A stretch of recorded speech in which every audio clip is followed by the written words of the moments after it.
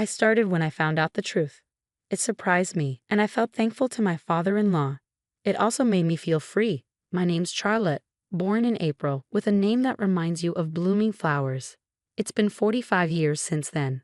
I've spent my life taking care of my family as a wife and mom, enjoying every day. But there were troubles beyond my family. Back then, my family was all I needed for happiness. I met my husband, Joseph, at a club in college. We hit it off, started dating, and eventually got married. We have a son, but he works in the city and only comes home every 6 months. So it's mostly just Joseph and me now. We used to love going back to places we visited when we were dating. How about Six Flags tomorrow on our day off? Joseph suddenly asked. Caught off guard, I tried to remember what happened 23 years ago at that amusement park. Let me think. Oh, I remember. After riding the teacups, I got dizzy and fell into a nearby pond. That's right, I was so embarrassed. I almost wish I didn't know you. You're so mean. Why did you let go of my hand then? We laughed about my embarrassing moment, making it a cherished memory. Even when it was just the two of us at home, we never lost our cheerful spirit. We had a happy life. Joseph's work shifts meant we sometimes didn't see much of each other, but I adjusted my schedule to match his, so I rarely felt lonely. Then, something major happened that would change everything. Our father-in-law was diagnosed with terminal pancreatic cancer. The surgery was tough, and the chances of survival were very low. It was a terrible illness. Both Joseph and I were filled with anger, clenching our fists in frustration. When a loved one gets seriously ill, you feel lost, not knowing what to do. Joseph's sister lived in the next town over, but she didn't know about this yet. Joseph decided to call her. After 7 rings, a loud, shrill voice answered the phone. Why are you calling at this hour? I'm busy making dinner, she grumbled when Joseph called her. We need to talk about something important. We'll come over tomorrow evening, Joseph replied, ignoring her complaints. Even though she wasn't thrilled about the sudden visit, there were more important things to worry about. After giving her the necessary information, Joseph hung up. Normally, Joseph didn't pay much attention to his carefree sister-in-law. She rarely showed up at family events and didn't really get along with him. But this time was different. The next day, we quickly took time off and went to her house.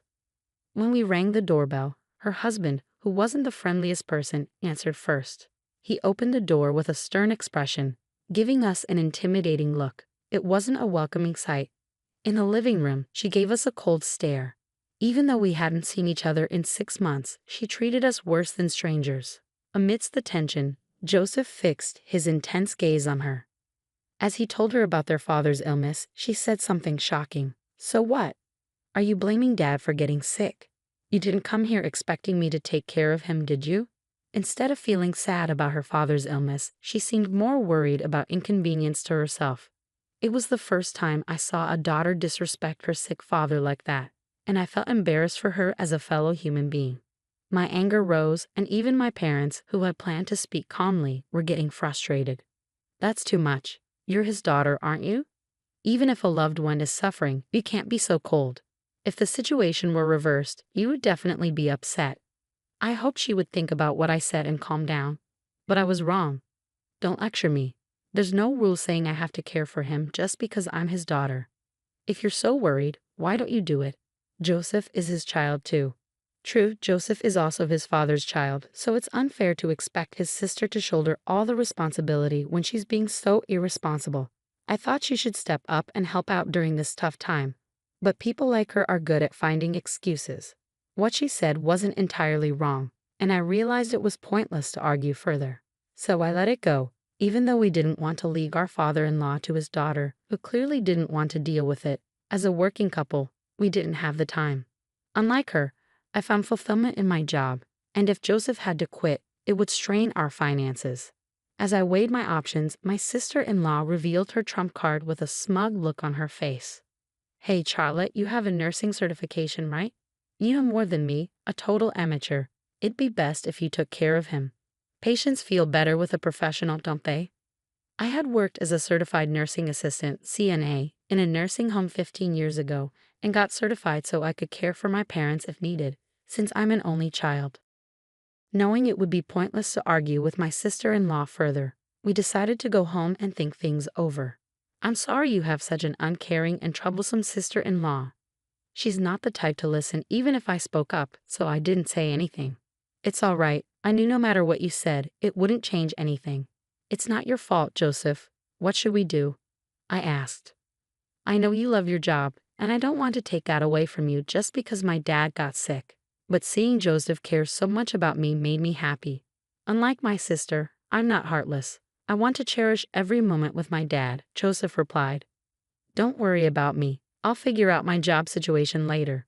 What matters most is that I met you because of your dad. I'm grateful for that, I said, holding Joseph's hand as I saw the regret in his eyes. Let's face this together, I continued, seeing Joseph's expression lighten a bit. The biggest problem here is money, right? While talking with Joseph, we discovered that my father-in-law had only signed up for the cheapest insurance available. That meant we have to pay for most of his care out of our own pockets. While his daughters definitely won't offer to chip in, Joseph said, they should be contributing more if they're not going to help take care of him. Their lack of reliability was disheartening, even though I hadn't expected much from them to begin with. Taking care of a sick person requires finding motivation when you're at your lowest. It's not an easy task. It felt like a battle with myself. The next day, I made the tough decision to leave my job in the bar kitchen, where I enjoyed working with the younger staff. When I explained the situation, everyone understood, though they were disappointed to see me go. Please come back when you can, they said. Their words gave me strength and became my motivation for the challenges ahead. With that, I headed straight to the hospital where my father-in-law was waiting. When I arrived, I saw my father-in-law sitting quietly with his back to the entrance. I couldn't tell if he was looking out the window or sleeping, but his loneliness and sadness were palpable, and I couldn't find the right words to speak.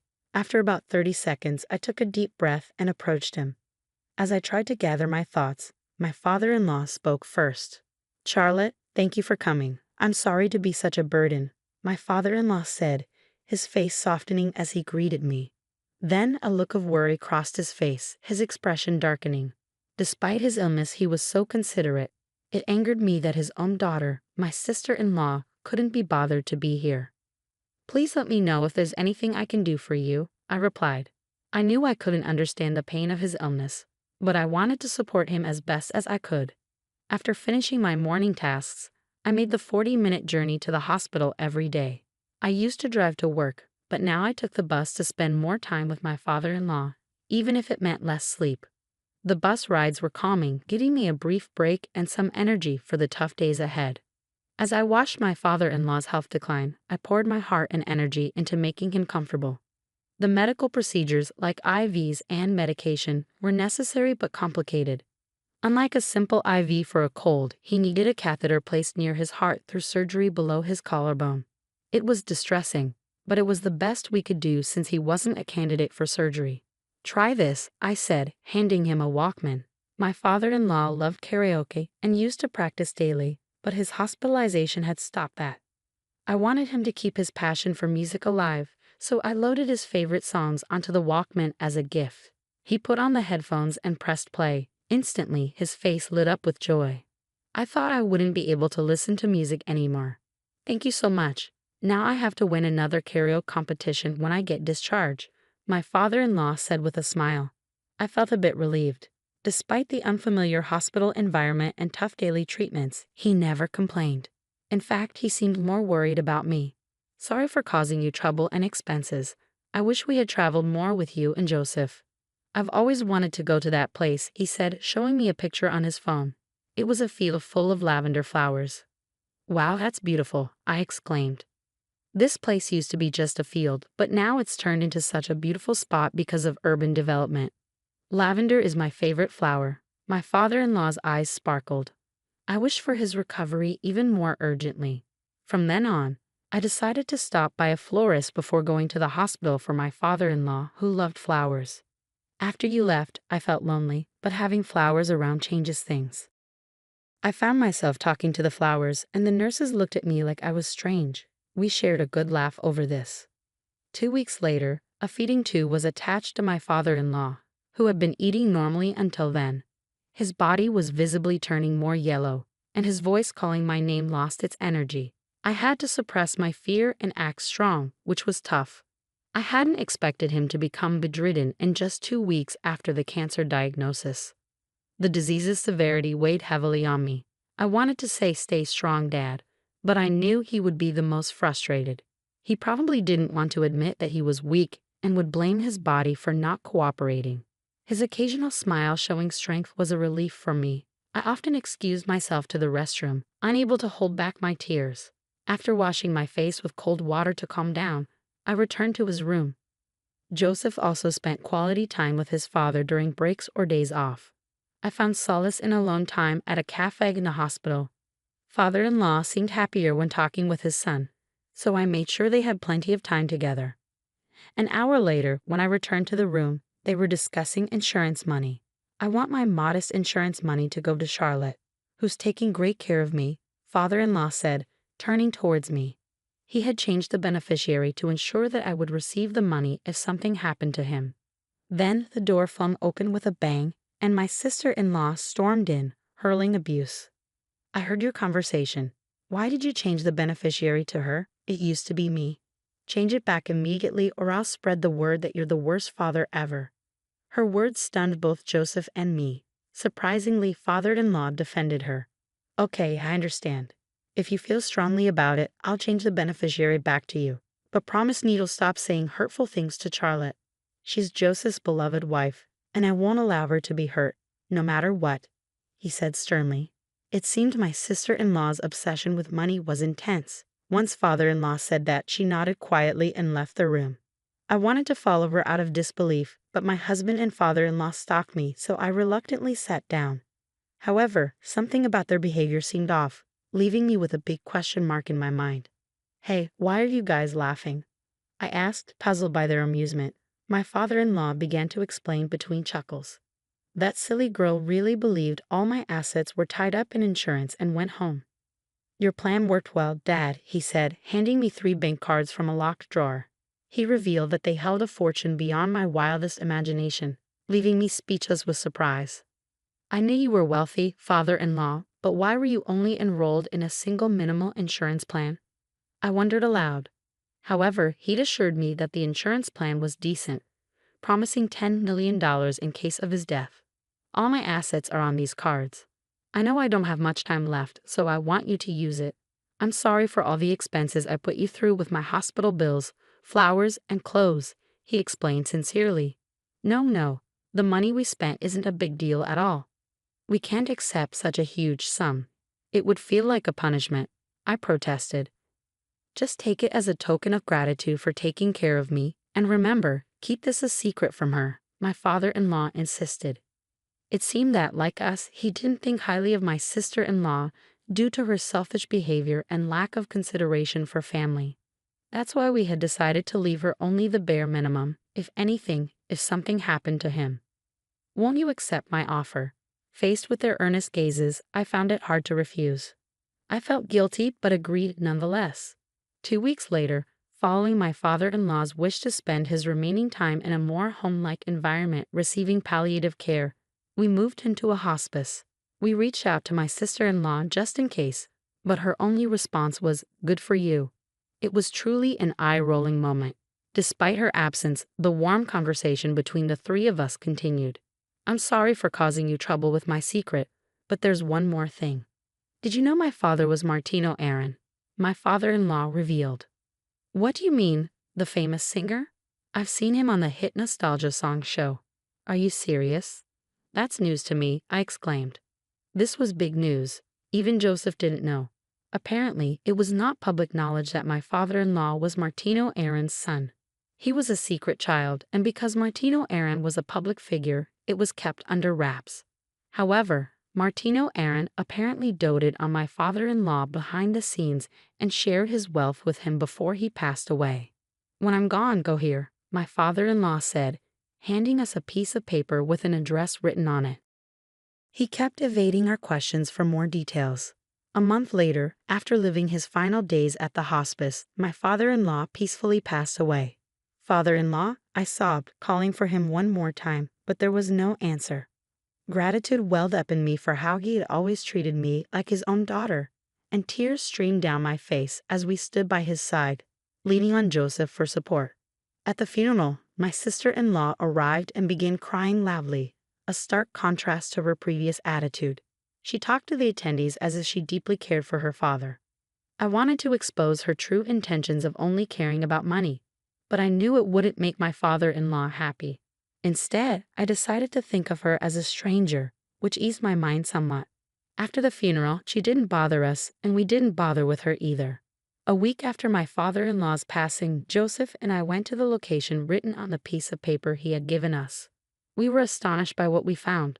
"What is this?" we both exclaimed as we stood before an enormous, opulent mansion, unlike anything we had ever seen before. Unsure of what to do, we decided to explore the vast gardens first.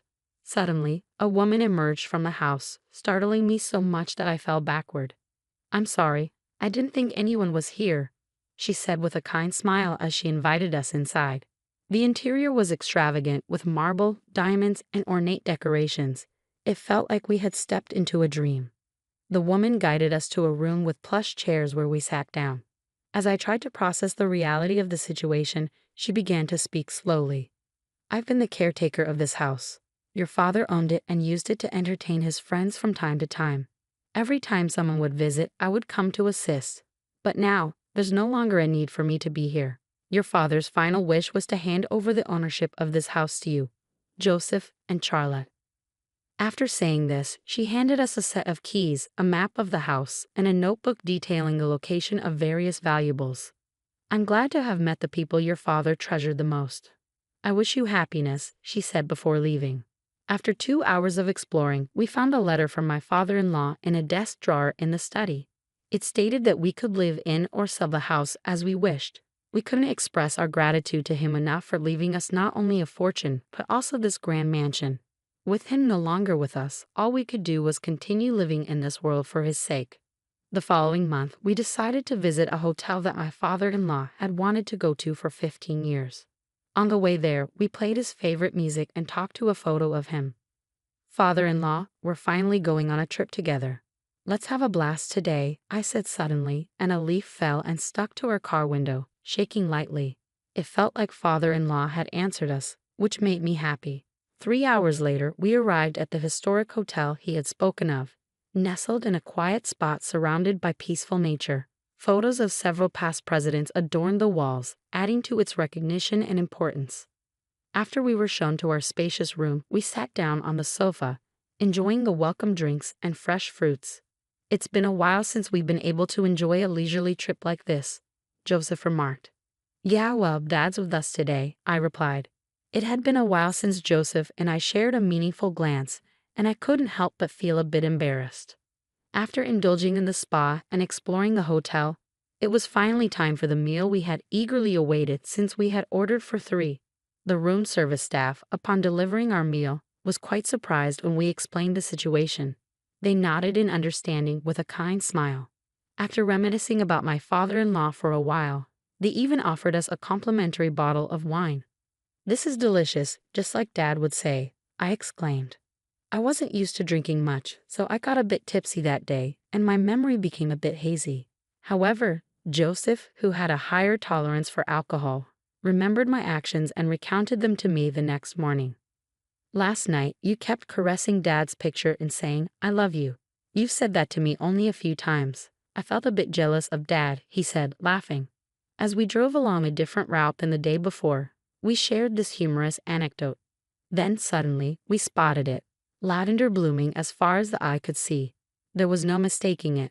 This was the place my father-in-law had shown us in the photo. Embraced by the gentle beauty of the lavender, I felt invigorated, no longer trapped in sadness, but eager to face forward. "Dad told me once that Mom used to gaze at the lavender a lot before she passed away," Joseph shared. Realizing that my father-in-law had brought us here out of love for his wife touched my heart deeply. Since then, we've started bringing lavender to the grave. It has become a precious flower for our family, warming our hearts and spirits.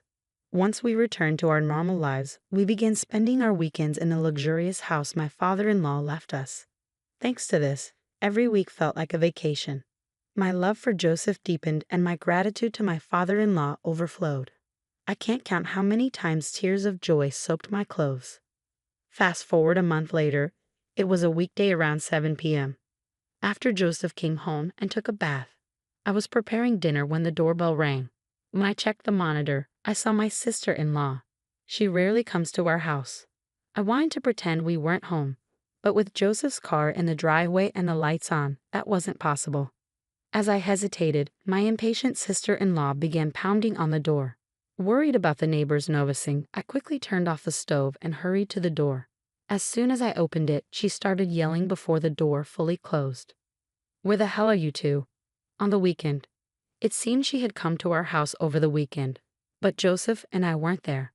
I couldn't tell her why, so I remained silent as she glared at me threateningly.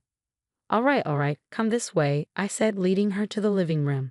I didn't want her lingering at the front door, so I intended to let Joseph handle her. Just then, Joseph, fresh from his bath, appeared at the entrance, and I sighed in relief. "What brings you here around dinner time?" Joseph asked straightforwardly. As I watched them, he led her to the living room, and the conversation continued. "I came to light incense for Dad at the family altar over the weekend, but you two were nowhere to be found," she said self-righteously. Her tone still irked me. Then, out of the blue, Joseph dropped the bombshell. "I actually spent my weekend dating Charlotte, trying to pass on all the love that Dad gave me. Sorry if this doesn't sit well with you. A sister who has to deal with her husband being lovey-dovey with another woman," Joseph said. My voice and sister-in-law's overlapped in shock. "What?" she exclaimed. Sister-in-law was visibly shaken by this unexpected revelation. "There's no way." "What are you talking about?" "There's no way he could be interested in any other woman but me," sister-in-law protested. Immediately after, Joseph took out his mobile phone from his pocket and showed a picture to sister-in-law. Curiosity piqued. I peeked at the photo, and sure enough, it was sister-in-law's husband arm in arm with another woman. Sister-in-law's fury and sadness reached the peak, and she seemed to stop caring about me and Joseph. As soon as she got the picture forwarded from Joseph, she stormed off. The next day and the day after, when I asked Joseph, who didn't talk about sister-in-law, what happened to the couple, he said he didn't know because he had blocked sister-in-law's contact. "I don't consider her a sibling anymore. All I want is to live a peaceful daily life with you," Joseph said. Fast forward a month later, while out shopping with Joseph as usual, we bumped into a neighbor from where sister-in-law lived. Apparently, the sister-in-law couple was in the midst of divorce discussions, with the husband completely out of love with sister-in-law and a reluctant sister-in-law still not wanting to split despite the infidelity. As much as it sounds like a tough situation, I've decided to stop worrying about sister-in-law and just focus on living my own life. As long as I have Joseph, I have nothing to fear. Father-in-law always used to say the key to happiness is to laugh a lot and think out loud. I'm going to go back to my old job soon, but I plan on adhering to father-in-law's advice and enjoying life to the fullest, even for father-in-law's sake. Joseph and I both love to sing, and we've promised to participate in a karaoke competition together. Our goal: to make it to the same podium that father-in-law did, to reach the top as we let our singing voices resonate towards the heavens.